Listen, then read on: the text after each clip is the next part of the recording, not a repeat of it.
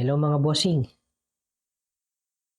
Ah, alam nyo ba sa buhay natin mga boss, kapag hindi natin alam ang isang bagay, dapat magpakatotoo tayo.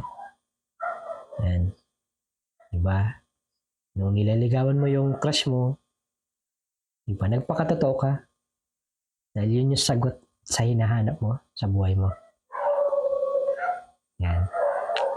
Di ba pag kailangan natin ng isang bagay, gumagawa tayo ng paraan.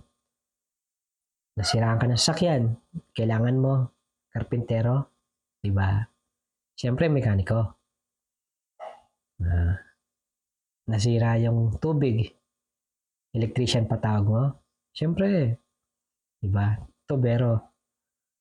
Yan. At kailangan ng MM, siyempre, para sa late game. Yeah. Pero alam nyo ba na malaki ang naitutulong ng isang MM para makaiwas sa disable?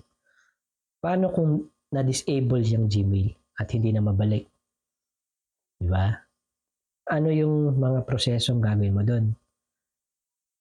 At kung sakali may MM kayo, wala rin alam sa pag-recover, hanggang sa point na wala na, ano na yung gagawin nyo doon?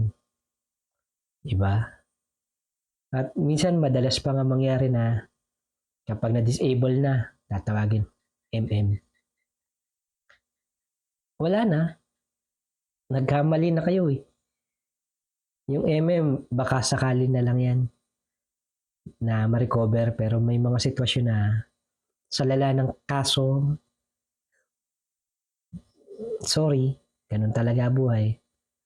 Nawala ng account, pinagkagastusan yan, wala na. At dun sa point na na-disable, kung mga baguhan yung katransak mo, doon naman sa point na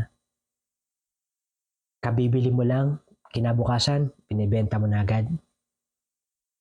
Meron po kasing tinatawag na 7 days policy, pero mas maganda yung sumobra kaysa magkulang ang isang Gmail.